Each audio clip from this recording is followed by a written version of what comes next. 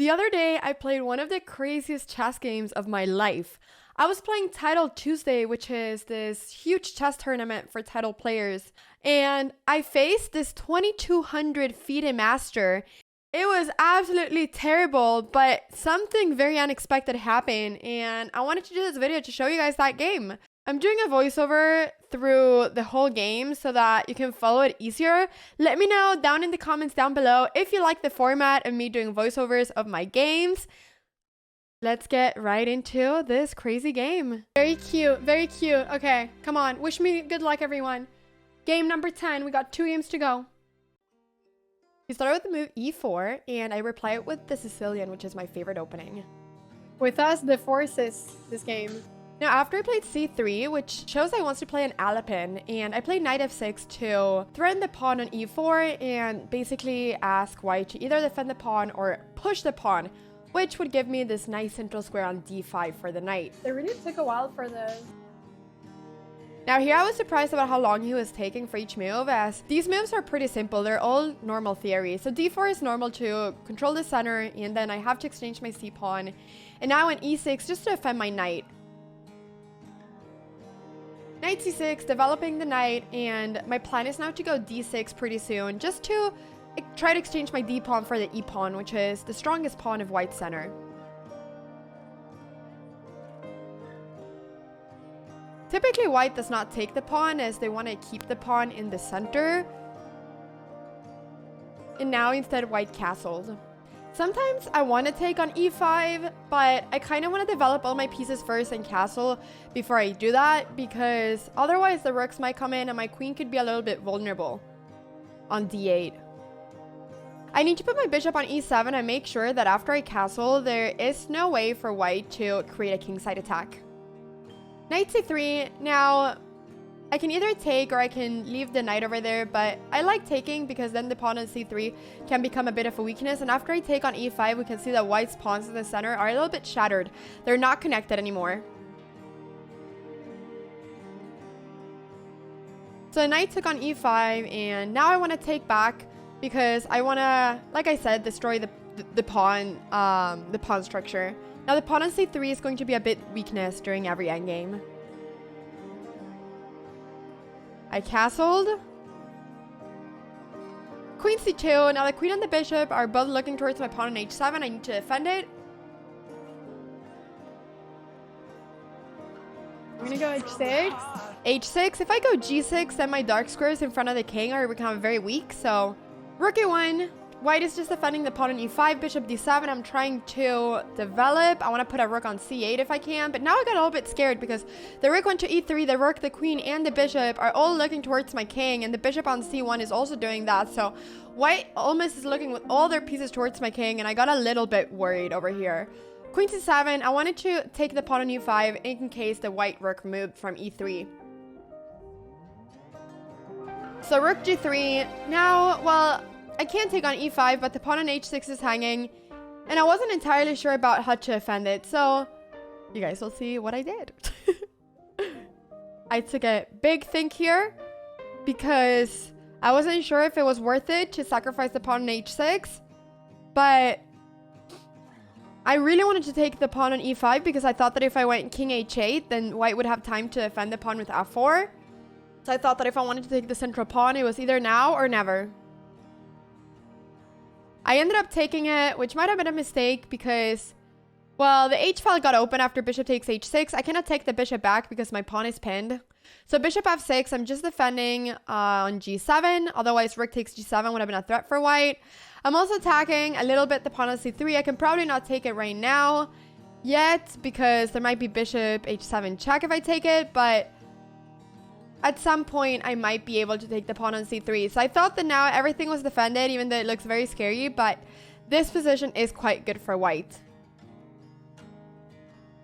We both had now around a minute, which is pretty low time. There's 1 second increment. So, I mean, you can flag, but you're always getting increment for every move you do. But I'm a pretty slow player, so I was getting a little bit worried. But here I was starting to feel pretty good about the fact that I had 20 seconds more than my opponent. So my opponent went rook c1 to defend the pawn on c3 with the rook, and Well, I decided to get my king out of this really annoying file. The G file. Now I'm threatening the bishop, so the bishop probably has to move. And, well, rook h3 check is a threat here. Because rook h3 check, if I go king g8, there's bishop h7 check. And then it's almost checkmate. So I need to stop all those threats. So I ended up going g6 to get that g7 square for my king, so that if the rook checks me, I can get my king up to g7. But I missed this move, bishop d4. Now, this move is really good because my queen is attacked, and if I move my queen, well, there's only one square I can go to where I don't lose my queen or my bishop, which is queen f4, which is what I did. But as soon as I went queen f4, I realized the big blunder that queen f4 was, because now there's rook f3. My queen is under attack again, and whenever I move my queen, my bishop will fall. Now I had to go queen g4, but I ended up messing this up even more by going queen g5 and allowing bishop takes f6, which loses a whole queen in this position. I did 3 terrible moves in a row, which made me, you know, lose a queen. And here I was on the verge of resigning. I really thought that, you know, I probably should resign. Playing against the Fide Master 2200. I'm a queen down. I have 7 seconds versus 27. There's nothing that I can do to save this. But the reason I did not resign was because I had a prediction on my Twitch channel about me getting 3.5 points. And if I lost this game, then I would have lost the prediction for sure. So I thought that for everyone that believed me in the prediction, I had to keep fighting until the end of the game and just give it my best, even though I was dead lost.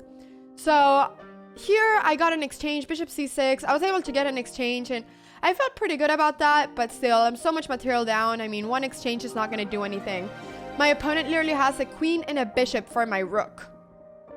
So I really did not really have a plan here. I was just trying to play fast, maybe try to flag my opponent, have them lose on time.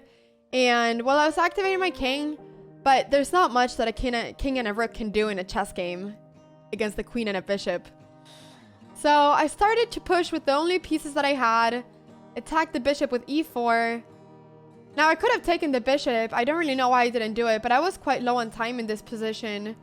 So instead of taking back the bishop, if I did that there, I would have lost the rook. So I ended up losing all my pawns, and now my king went on a big hunt to take the pawn on a3. Now I'm a lot of pawns down, but here I started feeling a little bit better because I realized all of a sudden that I have a rook versus a queen, and I have these 2 pawns that are pretty strong. My pawn on b3 can be strong if my opponent messes up, but still, thought there was no way. But now that I went b2, I just felt like, you know what? Wait a second. This should be a draw because I'm going to be able to make a queen. Now, this position is actually a draw, but it's hard to defend it as white. You need to play this very precisely, but if white plays it perfectly, then this is actually a draw.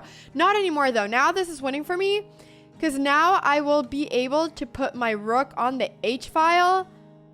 Well, first I'm kicking the king away, and now I'm just forcing the king to stay on the h file. Now the king can never go to the g file, and it's important here that yeah, I attack the rook behind, and then I attack the pawn with my rook behind, and then I go king g6, and the pawn is lost. There's no way of defending it. And then here I checkmated and ended up winning this game, which started with me being a queen down. I actually cannot believe it. I actually cannot believe it, guys. It's not over. Guys, this is insane. This is literally insane. I cannot believe it. I literally blundered a queen against the 2200. I was a full queen down. It wasn't even like a piece or something. I was a full queen down. It was +9 in material for white, and we won. That is actually insane. If there is one thing that I learned from this, and I hope that you guys learn as well, is to never resign and fight until the very end of each chess game. I hope that you enjoyed the video. Thank you so much for watching. And once again, like and subscribe if you enjoyed it. Have a wonderful morning, evening, day, everybody. Take care.